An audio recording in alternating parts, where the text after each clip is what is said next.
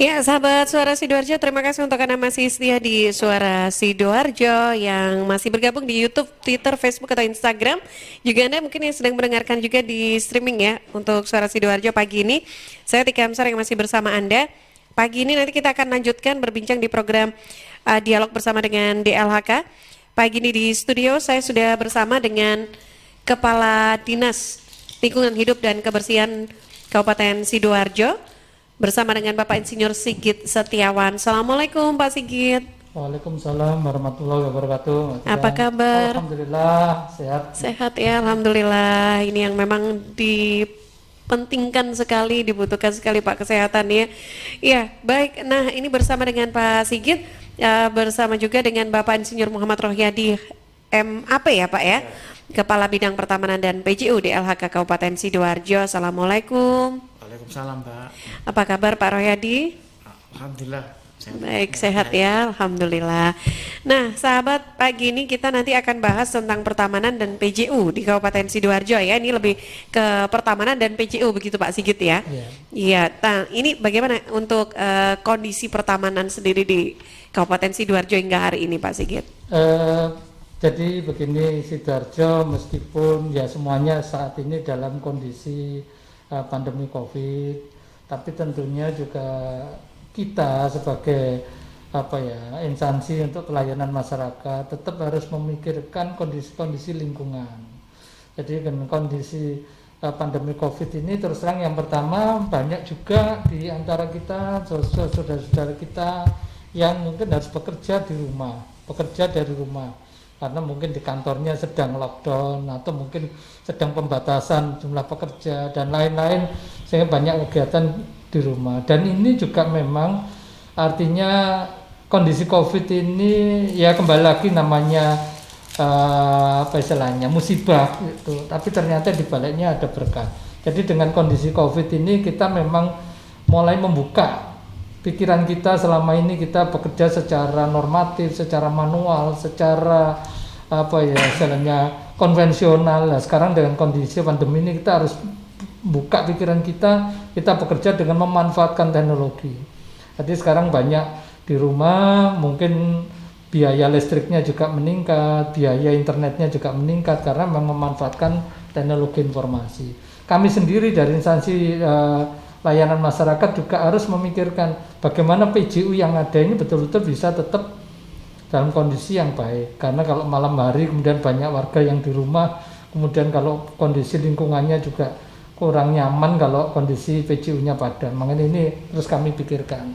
Terus kemudian yang kedua dari sisi lingkungan yang lain, dari sisi pertamanan, kami juga harus tetap meningkatkan karena bagaimanapun juga di Sidoarjo saat ini kalau kita cermati dengan kondisi-kondisi sebelum COVID kemarin, kualitas lingkungan hidupnya semakin baik. Karena apa? Karena tingkat polusi juga ada penurunan. Karena banyak, mohon maaf, kembali lagi kita bukan bersyukur, banyak industri-industri yang sementara ini lockdown, artinya sedang tidak melakukan kegiatan. Kalau ada kegiatan pun juga mungkin volume kegiatannya berkurang.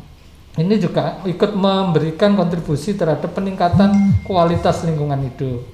Kami sendiri juga harus tetap berpikir bagaimana agar lingkungan kita, taman-taman kita ini tetap memberikan kontribusi oksigen yang baik bagi masyarakat. Sehingga ini juga akan semakin meningkatkan kondisi lingkungan. Selain dari sisi estetika, kami juga harus tetap menjaga.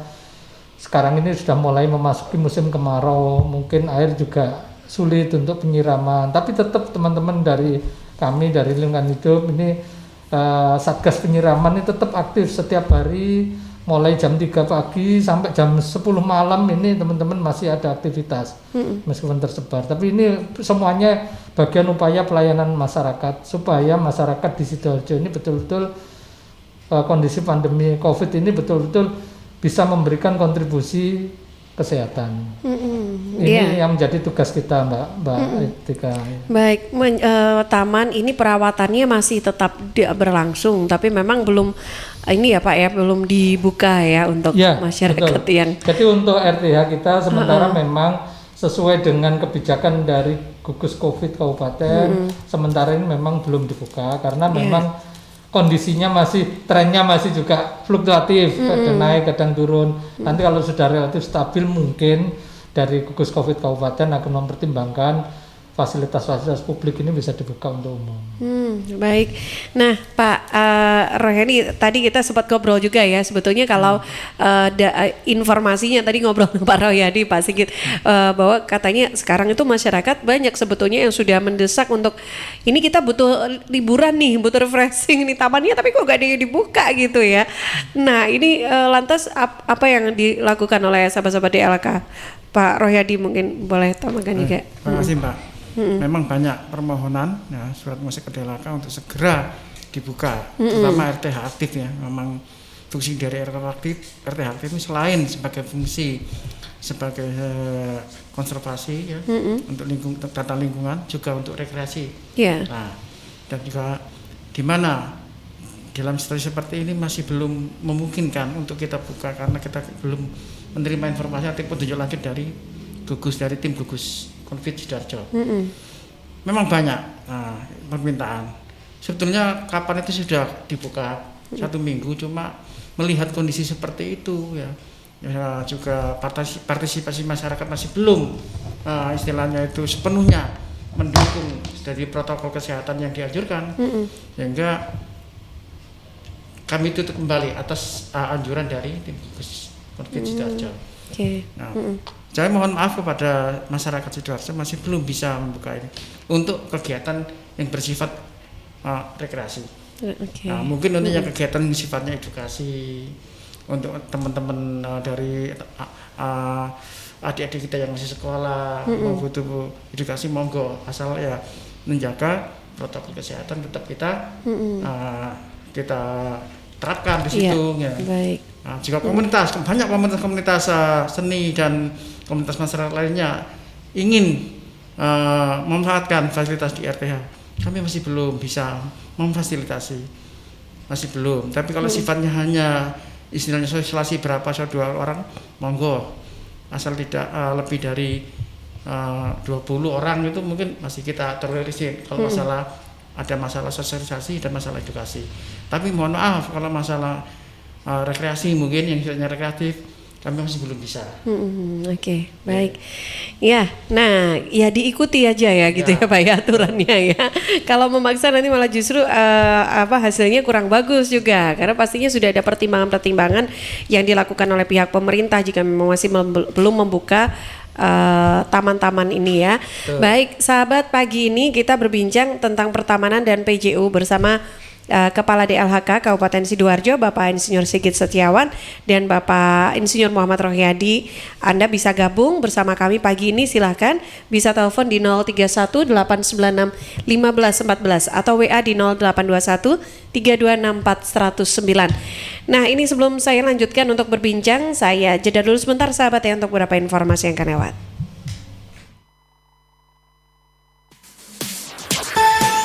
News, Talk, and Music Hits. Suara Sidoarjo. Your multi-platform radio.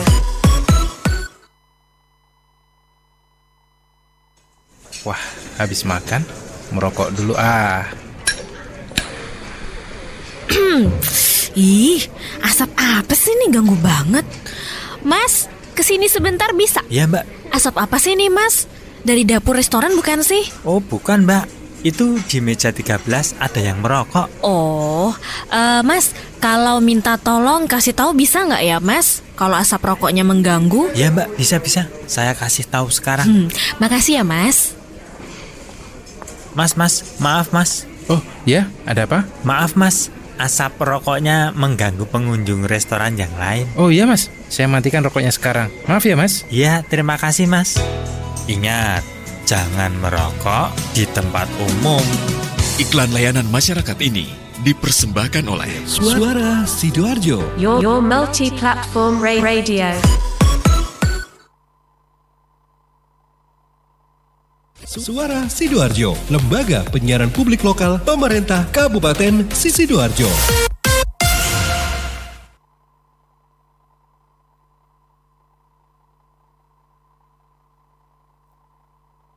Suara Sidoarjo, lembaga penyiaran publik lokal pemerintah Kabupaten Sidoarjo.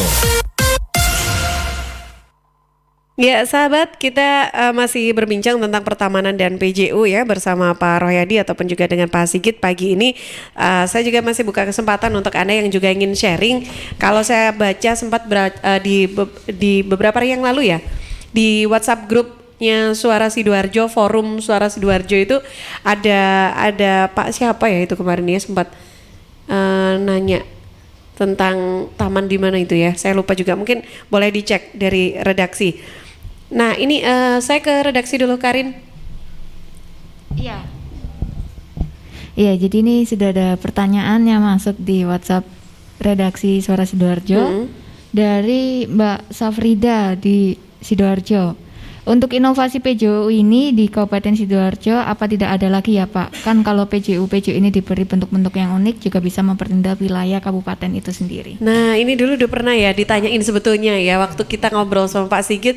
Tapi saya kurang tahu waktu itu siapa ya yang gabung nanya. Ini sekarang ada yang nanyain lagi. Ya. Jadi terima kasih Mbak Safrida. Kita ini kembali lagi tadi saya sampaikan kondisi pandemi ini ya memang kita prihatin ada COVID ya. Tapi tetap untuk apa istilahnya inovasi tetap kita bersama-sama teman-teman ini terus berpikiran bagaimana pemanfaatan PJU ini yang betul-betul bisa lebih luas jangkauan layanannya. Yang pertama kami saat ini sedang menyiapkan aplikasi untuk ini saya ngomong bukan untuk PJU dulu tapi untuk lingkungan. Kami sedang menyiapkan aplikasi yang masyarakat ini dalam melaporkan lingkungan pencemaran lingkungan ini bisa cepat. Jadi saya sedang menyiapkan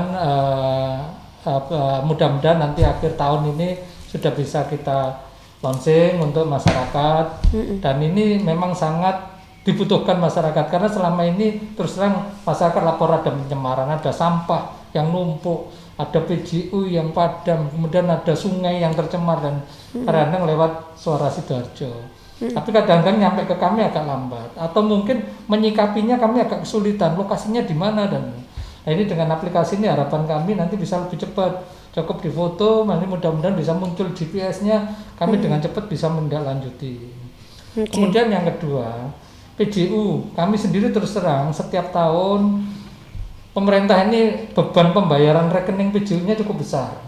Nah saat ini sedang kami pikirkan bagaimana pembayaran PJU ini bisa dihemat dalam artian kita akan mencoba mengevaluasi artinya kita akan mengkaji lebih rasional lagi lah pembayaran PJU ini. Nanti mudah-mudahan sudah ada via yang memang sanggup untuk membantu kami untuk merasionalisasi rekening PJU ini.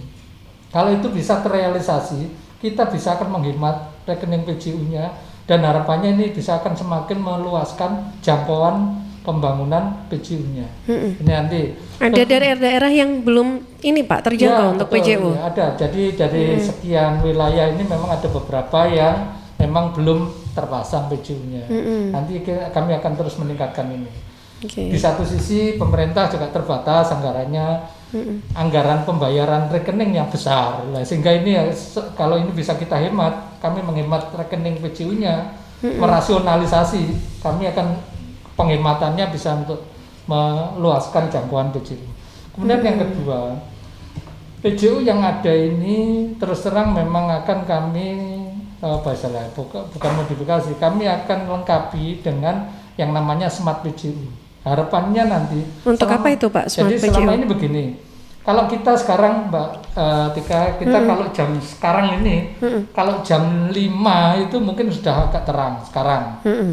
Tapi kadang-kadang pas musim penghujan itu jam 5 itu masih gelap sekali. Iya udah gelap gitu kalau ya. Kalau sekarang jam 5 lampu PJU kita sudah padam semua.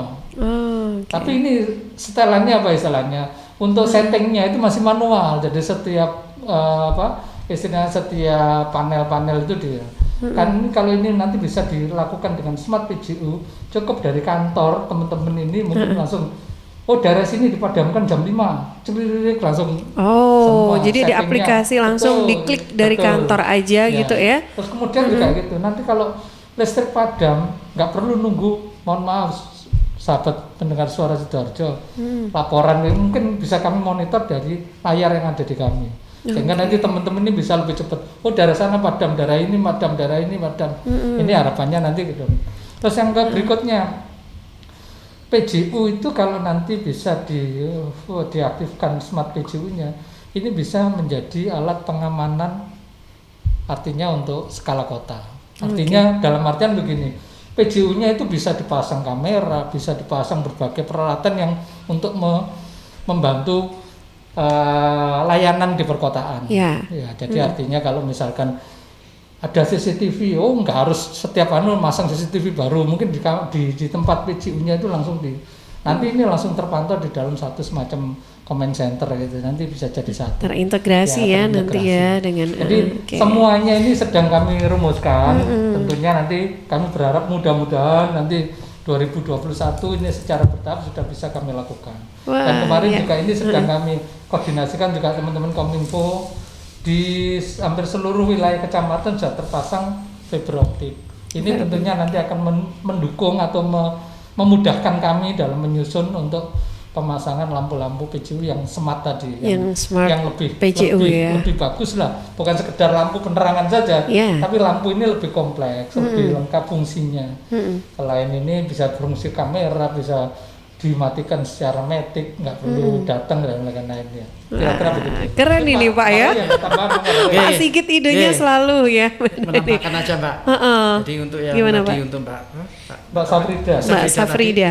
Tentang lampu hias tadi, kami insya Allah tahun ini kita nanti mungkin dalam tahun ini bisa terlaksana Pak Sigit ya. Di koridor pintu masuk Waru sampai Bekasi nanti kita ada lighting, ada lampu tematik di situ. Wah, ini dia. Kalau sekarang kan percuma ya Pak, karena kita kan sekarang masih mengurangi aktivitas di luar juga ya. Dan insya Allah mudah-mudahan lagi tahun ini mudah-mudahan kalau bisa terrealisasi di kawasan Kota Lama, mulai dari Buk Legi sampai Bata, nanti kita ada lampu hias juga di situ. Sudah penasaran ya. Mudah-mudahan bisa terlaksana tahun ini. Dan mudah-mudahan COVID sudah nggak ada ya. Jadi kita benar-benar bisa jalan-jalan nikmatin nih lampu-lampu hiasnya ya.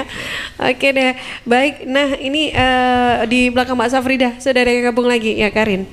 Iya, ini dari yang tadi disampaikan oleh Tika yang ada di forum itu. Lampu PJU dari samping Puskesmas Sukodono ke timur sampai Perum Geraha Mutiara kurang lebih 600 meter padam semua. Yang paling rawan yang samping Puskesmas karena di situ ada pertigaan yang juga tikungan tajam dan juga langsung bertemu dengan pintu keluar kendaraan dari Puskesmas Sukodono. Baik. Ya, siapa tadi ya? Ini tadi dengan Pak Trias biasanya. Pak Trias. Iya benar, Pak Trias ya. Oke Pak Trias, terima kasih informasinya. Nah, ini kok sampai langsung aja ke kami itu langsung bisa ya Pak. Bisa. Jadi kalau memang masyarakat sudah melihat ada kondisi PJU mati, terutama di kawasan wilayah jalan kabupaten yang memang rawan kecelakaan dan rawan kriminal, segera laporkan. Kalau memang ada telepon, ada di WA kami, ada di telepon kami di 081 330 321 100. 081 330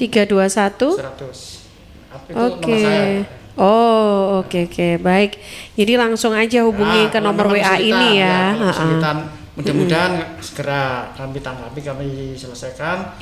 Mudah-mudahan tidak ada lagi laporan bahwa kondisi lampu PJU mati yang tidak tertangani karena terlambat untuk menginformasikan. Karena mohon maaf, memang tim kami memang terbatas. Sebenarnya tiap malam ada tim kami yang piket kami yang melacak. Di mana-mana yang padam. Harapan kami sesuai dengan informasi Pak Sigit dengan smart system nanti bisa terdeteksi ruas-ruas jalan mana yang padam sehingga mudah untuk dalam penanganannya. Mungkin dengan harapan smart system yang disampaikan Pak Sigit itu mungkin bisa di cover di dalam kegiatan itu.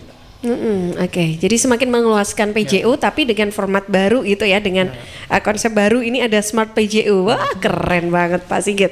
Hal lain apa nih terkait dengan pertamanan dan PJU yang mungkin sekarang lagi digarap nih oleh DLHK? Ya, jadi begini. Memang seringkali dikeluhkan kami membuat pertamanan ini hanya untuk di lingkup-lingkup perkotaan. Terus terang sebetulnya kita ingin juga daerah-daerah di seluruh wilayah kabupaten ini semuanya bisa tertangani dengan baik.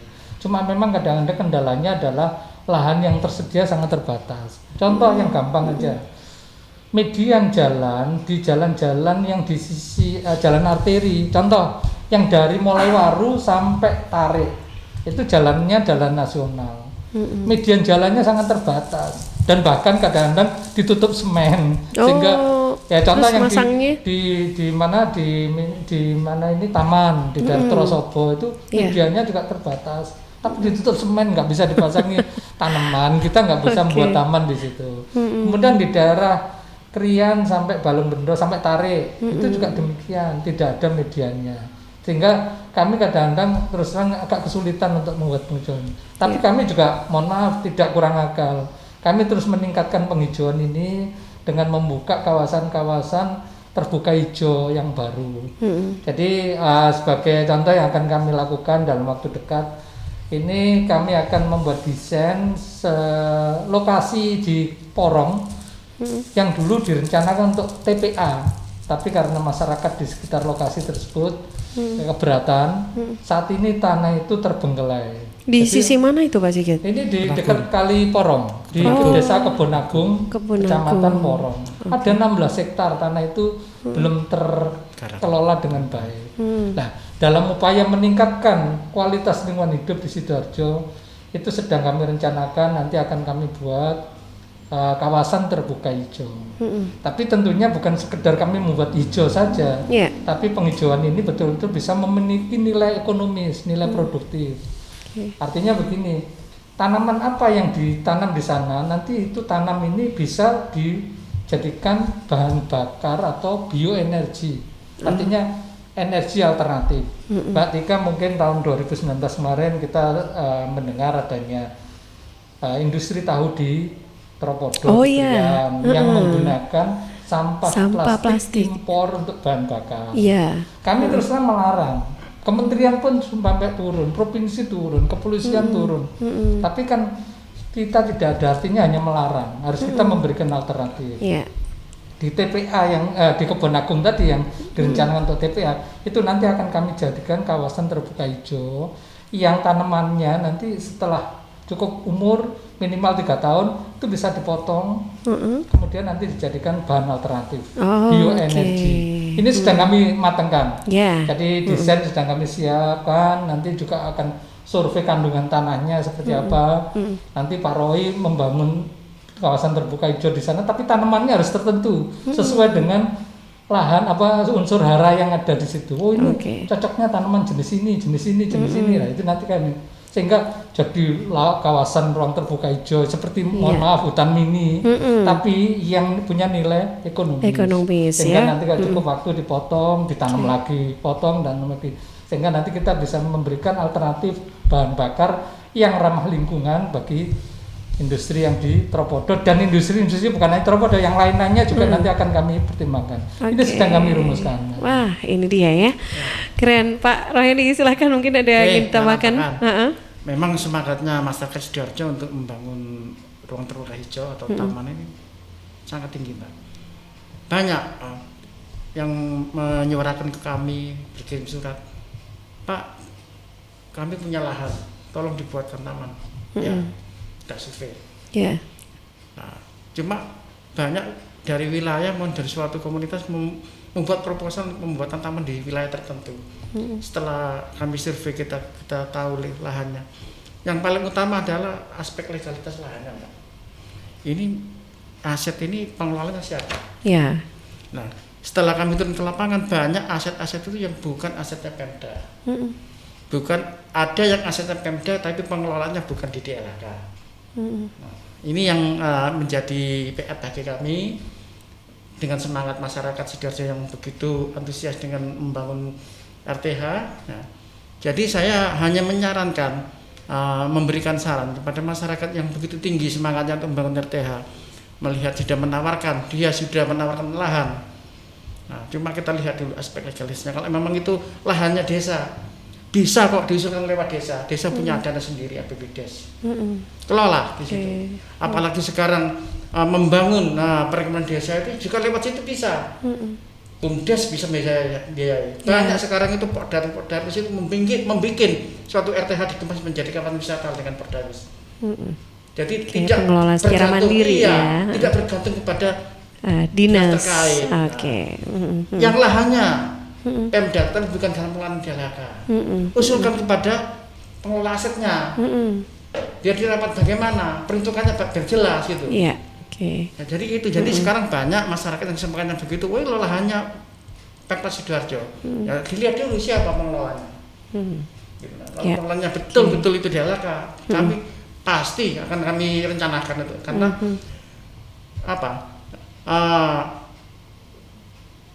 tanggung jawab Sidoarjo ini untuk pembangunan RTH yang diamatkan regulasi 30% masih jauh dari harapan, Pak.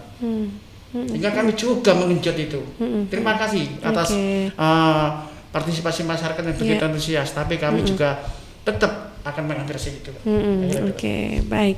Nah, ini waktunya sudah habis kita berbincang. Tidak terasa, Pak Sigit. Terima kasih sekali. Jadi terus terang saya ini merasa bahwa Suara Sidoarjo selama ini banyak membantu kami Dinas Lingkungan Hidup dan Kebersihan itu untuk selalu sharing dengan sahabat-sahabat pendengar Suara Sidoarjo. Jadi apapun yang disampaikan melalui Suara Sidoarjo pasti kami akan mencoba menindaklanjuti. Dan apa-apa yang ada dari kami juga kami sampaikan supaya masyarakat juga bisa memahami hal-hal yang kami lakukan. Akhir kata mungkin ada varian untuk sahabat suara pendengar Sidoarjo. Numpak sepur sikile kecepit, pengen melaku cepet tapi ora iso banter. Dulur-dulur saiki pandemi Covid, nek nang embong ojo lali nggawe masker. Sekian, terima kasih. Wassalamualaikum warahmatullahi wabarakatuh. Waalaikumsalam warahmatullahi wabarakatuh. Terima kasih Pak Sigit, terima kasih juga Pak Rohyadi untuk waktunya juga berbincang. Sampai jumpa lagi. Assalamualaikum. Waalaikumsalam warahmatullahi wabarakatuh. Sahabat Suara Sidoarjo, saya Tika Amsar nanti masih akan lanjut menemani Anda. Selanjutnya saya juga masih punya tamu lainnya yang akan berbincang dengan kita. Siapa nanti saya akan perkenalkan untuk Anda. Demikian ya, untuk saya harus tutup dulu untuk program Dialog Bersama dengan DLHK, Dinas Lingkungan Hidup dan Kebersihan Kabupaten Sidoarjo.